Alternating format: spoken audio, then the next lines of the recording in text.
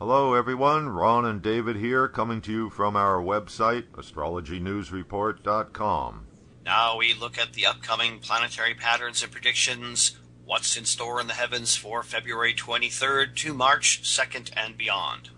There are a number of notable new developments in the zodiac this week.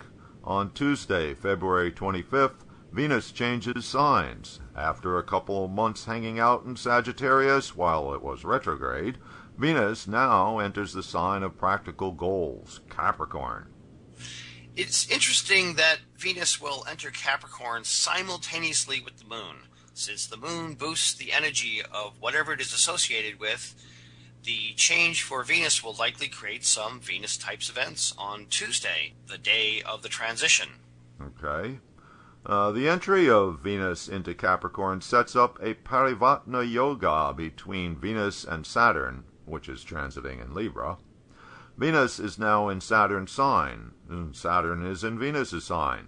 The effects are similar to a conjunction of Venus and Saturn. Venus gets stability and realism from Saturn, which indicates stabilizing effects in anything from romance to the financial sector. In other words, the significations of Venus. The Venus-Saturn connection would also favor realism in another area, finding compromise and coming to an agreement, which may help resolve some of the conflicts currently in progress around the world. Okay. Venus will be in Capricorn for all of March until March 30th. On Friday, February 28th, there will be a new moon at 16 degrees Aquarius in the sidereal zodiac. This marks the beginning of the Hindu lunar month Falguna, named for the nakshatra of the full moon, which will be in Uttara Falguni on March 16th. The coming lunar month, which coincides with the calendar month, carries with it the energy of Uttara Falguni, making this month more appropriate for ceremonies, initiations, marriage, dealing with authorities, generally an auspicious month for beginnings. Okay. Also on Friday, February 28th, Mercury will end its retrograde period at 24 degrees Capricorn. Mercury significations will then gradually get back to normal over the coming week or so. Just remember, it takes a while for the planet to resume normal forward speed. So we can still have some Mercury retrograde hanging around. You have to be careful of mistakes in communication, misunderstandings, and so on for a little bit longer. Mercury is not under malefic influence, and since it is in Capricorn, the sign of its friend Saturn, Mercury will manifest its energy by being more practical and cautious. Mercury leaves Capricorn on March 11th.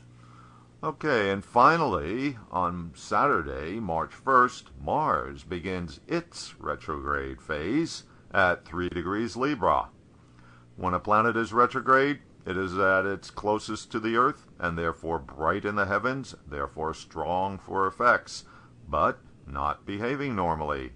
And the not behaving normally part gets an additional emphasis due to Mars being so close to Rahu, because Rahu itself represents unusual happenings. Yes, that is one of Rahu's significations, unusual, which could be also construed as confusing. So how about a rundown of the possible results of Mars retrograde and the Mars retrograde plus Rahu? Well, first, Mars retrograde is the planet of action, being held back from making normal progress in the zodiac. So we can easily deduce that things in general don't move forward so easily. And therefore, it's not a good time to start anything important, and even ongoing projects encounter delays and obstacles.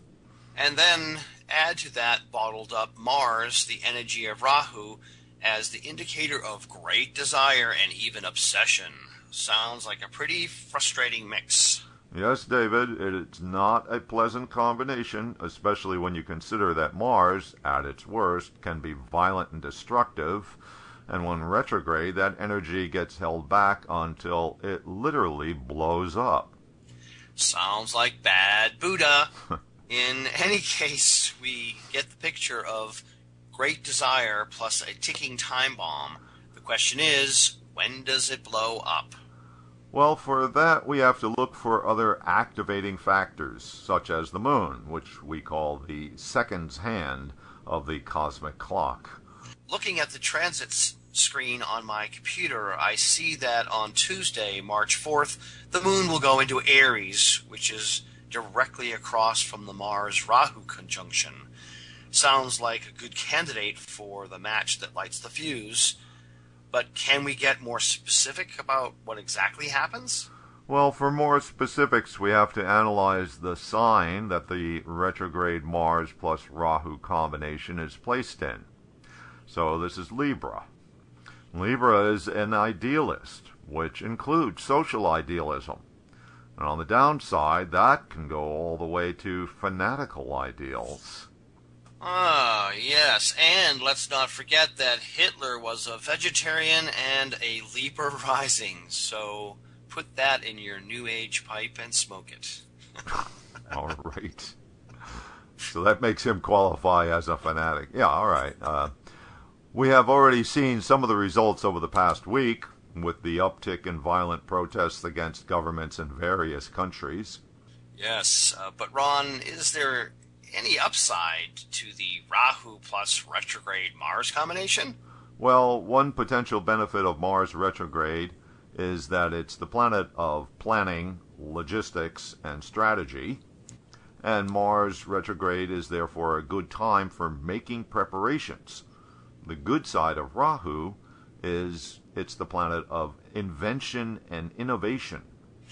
Okay, so cultivating new techniques for setting things up, making use of new inventions, these are positive uses of the Mars retrograde plus Rahu energy pattern. But isn't Rahu also confusion and deceit? It is one of the eclipse points which obscures things. And then Mars, the planet of conflict, going backwards, things could get pretty janky, don't you think? Yep, that is another potential. There could be wrong actions, misleading, deceitful actions, mistakes. I'm thinking of the USA chart with this combination transiting the 11th house, which is our glorious Congress. More Republican Party antics coming our way, Ron? Good example, David. I'm sure we'll be watching for some of that in the coming weeks. Thanks for visiting astrologynewsreport.com. Now on to segment 3 of this week's show.